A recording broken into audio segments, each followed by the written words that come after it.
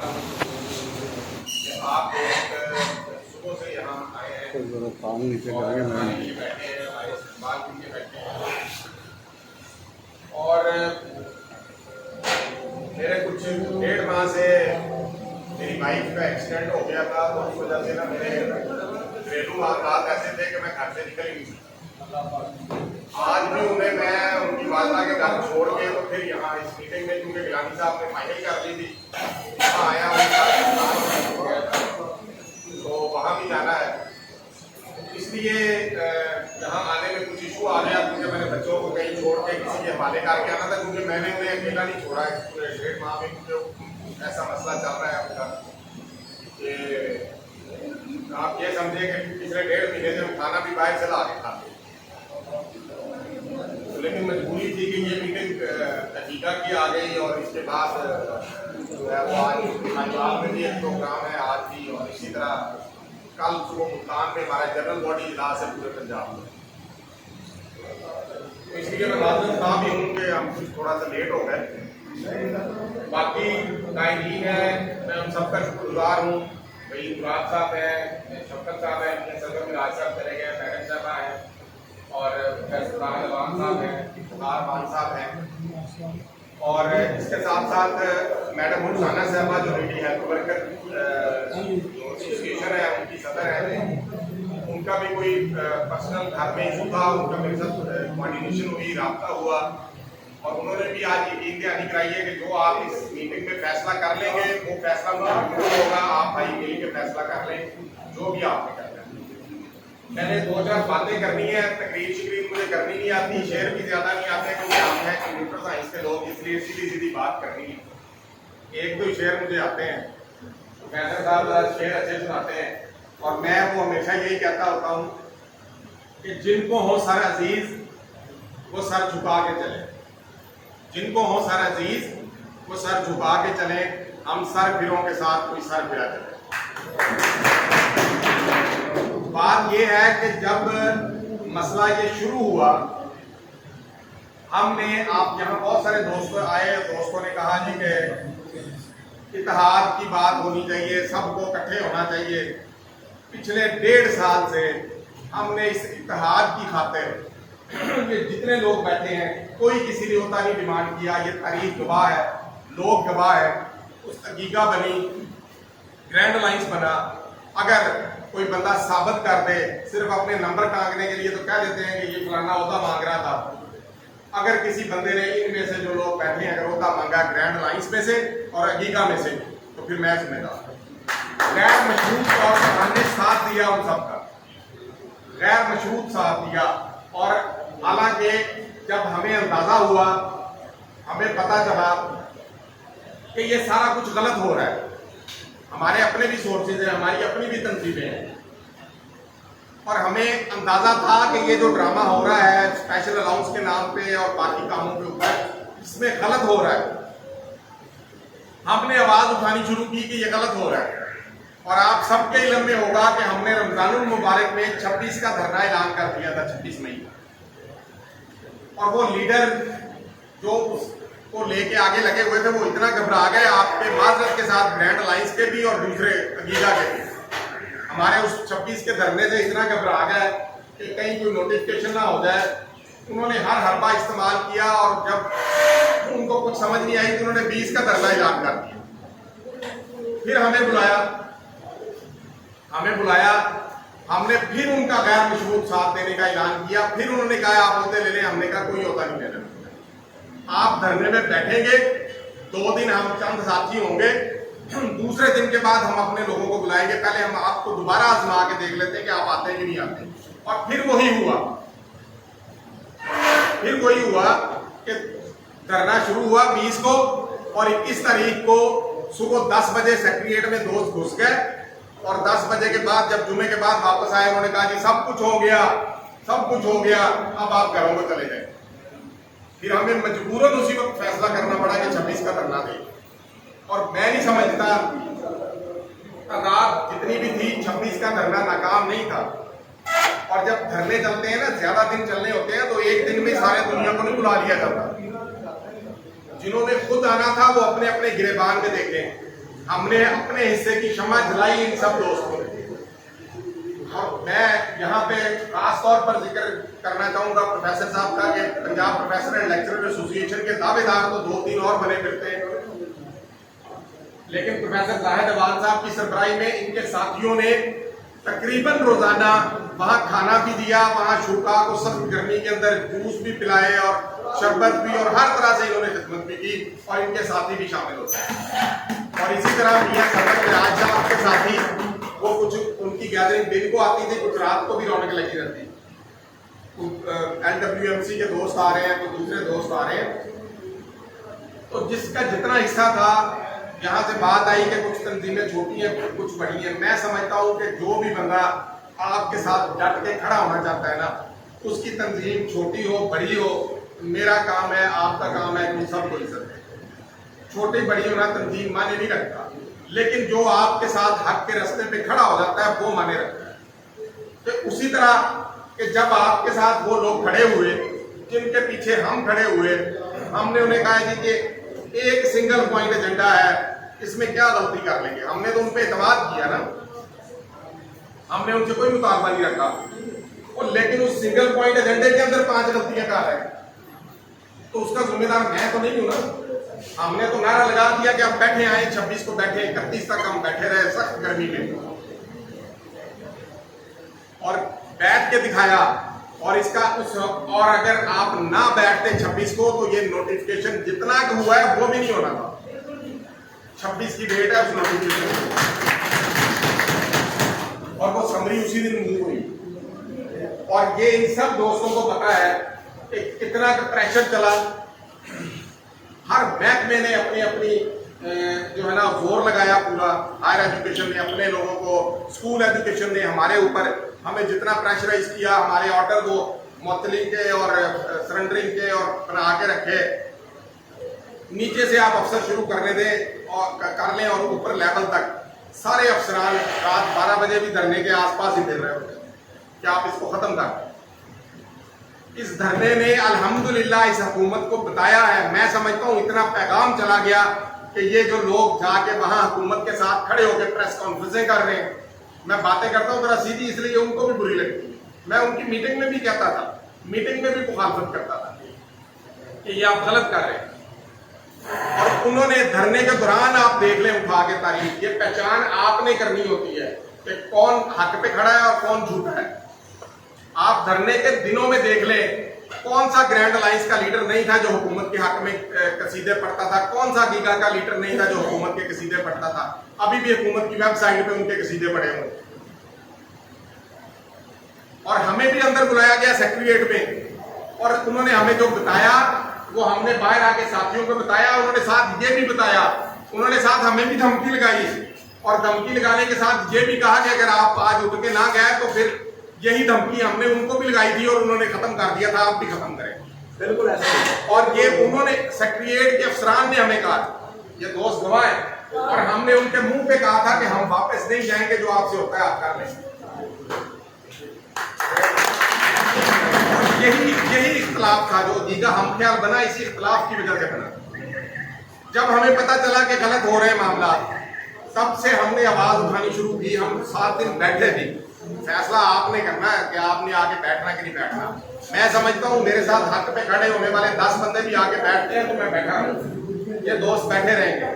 باقی فیصلہ آپ نے کرنا ہے اتحاد کے چکر میں. اور ایک اور بات بھی ہے, آپ بھی یہ سمجھ لیں, یہ سب دوستوں کو مجھے 10-11 سال ہو گئے اس محکمے میں یا اس یونین کے اندر, یونین کو چلاتے ہوئے. میں نے تو یہ سیکھا ہے کہ جس کی اپوزیشن نہیں ہے وہ کام نہیں کرتا. جب تک اپوزیشن نہیں ہوگی تب تک کوئی کام نہیں کرتا. اگر لیڈروں کو آپ نے فری ہینڈ دے دیا نا, تو لیڈر اندر جا کے یہی کچھ کرتے ہیں جو ڈسپیرٹی کے ساتھ, معذرت کے ساتھ, کوئی کسی کو برا لگے اچھا لگے. تو اس لیے گروپ ہونا, ایک سے زیادہ ہونا کوئی بری بات نہیں, لیکن آپ کو جج کرنا چاہیے کہ کون سیدھے راستے میں, یہ آپ نے فیصلہ کرنا ہوگا. دوسری بات ہے, میں بالکل اتفاق کرتا ہوں شفقت رسول صاحب سے اور دیگر ساتھیوں کی رائے سے بھی کہ اس کا نام جو ہے وہ ہمیں روز روز بدلنے کی ضرورت نہیں ہے.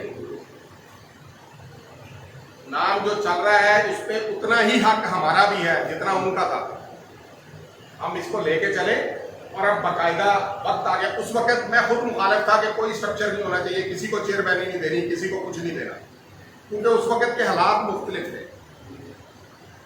उस वक्त के हालात के मुताबिक हमने फैसला किया और हमने सिर्फ युवराज साहब को कन्वीनर बनाया था, और आज कन्वीनर साहब भी मौजूद हैं और मैं उनसे भी कहूँगा कि आज की मीटिंग के अंदर हमें कुछ ना कुछ इसका स्ट्रक्चर जो है, कन्वीनर तो मौजूद हैं ऑलरेडी, कन्वीनर के अलावा जो बाकी हमने डेजिग्नेशन रखने हैं वो हमें आज फाइनल करने चाहिए। उसकी वजह है कि जब आप गवर्नमेंट से बात करते हैं तो तब आपको कोई ना कोई प्लेटफॉर्म से करनी पड़ती है। मैंने अपने नीचे लिखा फलानी यूनियन, इन्होंने लिखा फलानी यूनियन, उन्होंने लिखा फलानी यूनियन, तो वो सब अलग अलग कंसीडर होते हैं और हर महकमा अलग अलग ट्रीट करता है, उन्हें एक इकट्ठा इत्तेहाद की शक्ल में कोई ट्रीट नहीं करता। तो इसलिए ये भी होना चाहिए। तो बाकी बात ये है कि जब ये मामला चल रहे होते हैं ना, हिस्सा किसी ने थोड़ा डाला, किसी ने ज्यादा डाला, वो सारे काबिल एहतराम। और इंशाल्लाह मैं समझता हूं कि अगर कोई बंदा वहां खड़ा होकर डट नहीं सकता, ये दोस्तों को पता है कि खास तौर पर हमारे स्कूल एजुकेशन डिपार्टमेंट से कितना प्रेशर था हमारे, लेकिन अल्हम्दुलिल्लाह साथी हमारे डटे रहे। और उसी दौरान हमारे वही ग्रुप जो कहता था कि हम इनके नुमाइंदे हैं सरकारी मुलाजमीन के, उन्होंने जाके सेक्रेटरीट की फरमाइश के ऊपर, पिछले दिनों में एक टीवी प्रोग्राम में था, तो उस टीवी प्रोग्राम का जो रिपोर्टर था साथ बैठा हुआ, वो रिपोर्टर कह रहा था कि हमें हुकूमत की तरफ से फोन आया कि इनके इंटरव्यू जो बाहर बैठे इनके खिलाफ इंटरव्यू चलाने हैं अगीगा के और ग्रैंड अलायंस के। हुकूमत फोन कर करके बुला रही थी, इसका मतलब है कि आप तो पहले हुकूमत की गोद में बैठ गए जाके। लेकिन अल्हम्दुलिल्लाह जो आपने किया था वो इस अगीगा हम ख्याल ने हुकूमत को बता दिया कि आपके सामने आपको आंखें दिखाने वाले लोग भी मौजूद हैं। अभी सारे आपकी पीसी करने वाले नहीं हैं, और वो जो फ्री हैंड उन्हें मिला हुआ था वो फ्री हैंड उनको अब नहीं मिला। अब इन लोगों के दबाव के अंदर उनको भी काम करना पड़ेगा, तो वो कम्युनिटी में खड़े होकर अपनी शक्ल दिखाने के काबिल होंगे। और जिस दिन ये नोटिफिकेशन की बातें हो रही थी, मैं उसी दिन से चीख रहा था कि जो लफ्ज ऐड करवाया गया है सर्विस और कैडर अलाउंस का इसके अंदर नोटिफिकेशन के अंदर, ये हमारे मुलाजमीन के लिए नुकसानदेह होगा। सर्विस और कैडर अलाउंस का मतलब है कि कोई भी अलाउंस मिल रहा है जो सर्विस से रिलेटेड है, कैडर से रिलेटेड है, वो 200 रुपये है, तो इसका मतलब है कि उसको नहीं देना आपने 25%, वो तो डिस्पैरिटी के नाम पे देना था आपने। मैं समझता हूं कि बात 25% से आगे निकल गई। अब ये हमें ये मुहिम इसको स्टैब्लिश करना पड़ेगा, हमें पहले बार बार एहतजाज करने पड़ेंगे, जिलों में जाना पड़ेगा, उसके बाद एक भरपूर करने का प्रोग्राम बनेगा कि अब ये डिस्पैरिटी का खात्मा करवाना चाहिए। 25-25% को छोड़ दें, अब उसका जो होना था हो गया। अगर फेडरल गवर्नमेंट ने, वफाकी हुकूमत ने, वही पार्टी है ना जिसकी वफाक में हुकूमत है उसी की पंजाब में, तो वफाकी हुकूमत क्या पंजाब हुकूमत उनकी नहीं मानती? इसका मतलब है कि जानबूझ के आपके साथ जुल्म हो रहा है। तो उस वफाकी हुकूमत के 3 सिटिंग मिनिस्टर्स अभी भी मिनिस्टर हैं। मैं तो समझता हूं कि अगर उनकी बात उनकी पंजाब हुकूमत ने नहीं मानी, उन्होंने जो रिटर्न एग्रीमेंट किया था, तो वो फिर उनको तो इस्तीफा दे देना चाहिए था। हमें कहा जाता था कि जी फलाना मिनिस्टर कहता है अगर आपको नहीं मिलेगा तो मैं आपके साथ खड़ा हूंगा। आज 6 महीने हो गए जमीलों पार होते हुए, कौन सा मिनिस्टर आगे आपके साथ खड़ा हुआ है वफाक का या पंजाब का? और ना उन्होंने कभी होना है। इसलिए ये बात क्लियर है, वहां जब आपका तय हो गया कि ऐसे लोग, ऐसे मुलाजमीन जो पहले से कोई 100% से ज्यादा अलाउंस ले रहे हैं, मतलब बेसिक तनख्वाह से 100% से ज्यादा अलाउंस ले रहे हैं, तो उनको नहीं मिलेगा, बाकी सबको मिलेगा। तो फिर सर्विस और कैडर अलाउंस कहां से आ गया? एक क्लास 4 वालों को इंटीग्रेटेड अलाउंस मिलता है 900 रुपया, पहले 400 था अब 900 हो गया। इसका मतलब है उनको नहीं देंगे आप। 1200 रुपया चार्ज अलाउंस मिलता है, इसका मतलब है उनको नहीं देंगे आप। 600 रुपया हमारा साइंस टीचर लेता है, इसका मतलब है उसको नहीं देना आपने अलाउंस। ये 25% जो है ये तो देना पड़ेगा ही पड़ेगा इंशाल्लाह, और इसकी क्लैरिफिकेशन भी हो जाएगी, सब कुछ हो जाएगा। लेकिन आप लोग मुस्तकबिल अपने को जहन में रखें, اگر آپ نے حق لینا ہے تو آپ نے جو حق کی بات کرتا ہے, جو حق کے لیے ڈٹتا ہے, ان کے ساتھ کھڑے ہونا بھی سیکھیں. جب آپ ان کے ساتھ کھڑے ہو جائیں گے تو آپ کو تمام حقوق بھی آپ کے ملیں گے.